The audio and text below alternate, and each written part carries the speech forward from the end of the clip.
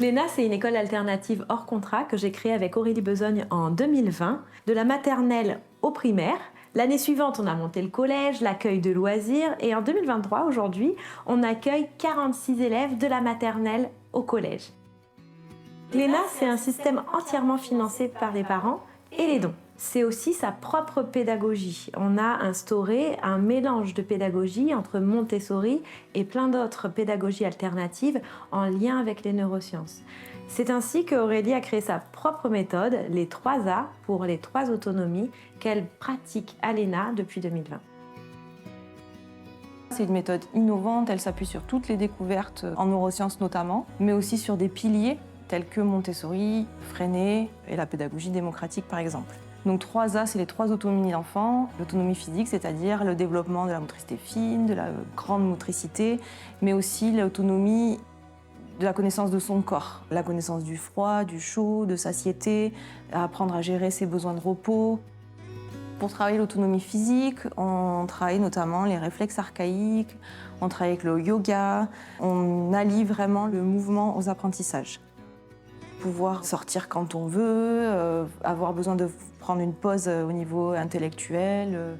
La pédagogie Montessori permet à l'enfant d'évoluer librement pendant 3 heures où il peut apprendre à son rythme. Il se déplace, il a la liberté de mouvement, il peut aller dehors, il peut aller faire un parcours de motricité s'il a besoin, il peut observer.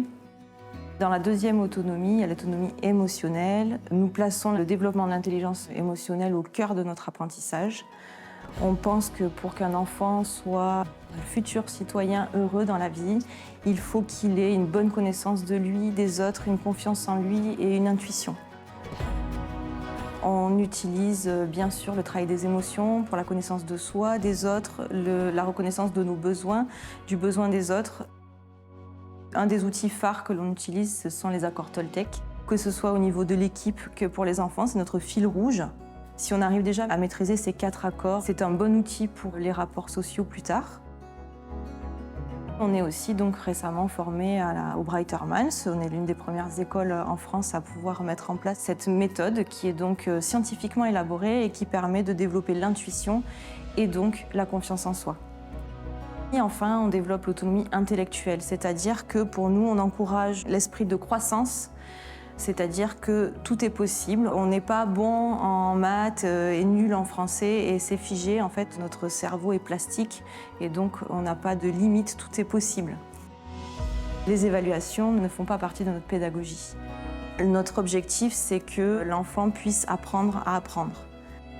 Donc on met en place des outils pour que l'enfant soit autonome dans ses apprentissages. Donc déjà on développe forcément les fondamentaux avec la pédagogie Montessori pour que, quel que soit le métier qu'il choisisse plus tard, il ait une notion de base en maths, en français, en lecture solide. Et ensuite, il a un contrat à remplir à la fin de la semaine et donc il apprend à gérer ce temps-là et donc son apprentissage.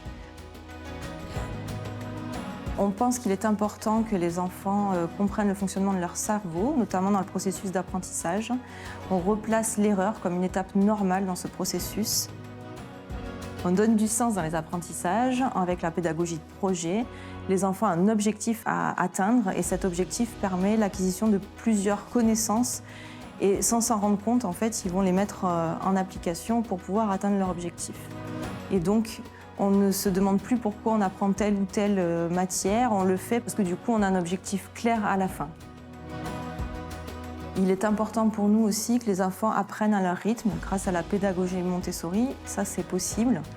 Celui qui a besoin de plus de temps pour apprendre à lire ou celui qui est très rapide et qui veut aller plus vite, c'est aussi possible. Ici, on est en constante formation, l'équipe se forme, on a également des systèmes de formation des parents et on forme également les élèves. L'ENA, c'est aussi le travail avec des intervenants de tout horizon. On peut aussi bien travailler avec des retraités bénévoles qu'avec des ingénieurs, des gendarmes, des pompiers, des écrivains, des formateurs, des journalistes. Tous les savoir-faire sont bons à prendre. Notre objectif, c'est que les enfants quittent l'ENA en étant autodidactes, autonomes et sûrs d'eux. Notre vrai objectif en créant cette école, c'est que les enfants qui quittent l'ENA soient plus sûrs d'eux et qu'ils aient confiance en leur réussite et à leur capacité d'atteindre leur objectif. Je dirais en fait qu'à l'ENA, on cherche à mettre du sens dans chaque apprentissage. Et aujourd'hui, ce n'est plus l'enfant qui s'adapte à l'école, mais c'est l'école qui s'adapte à l'enfant.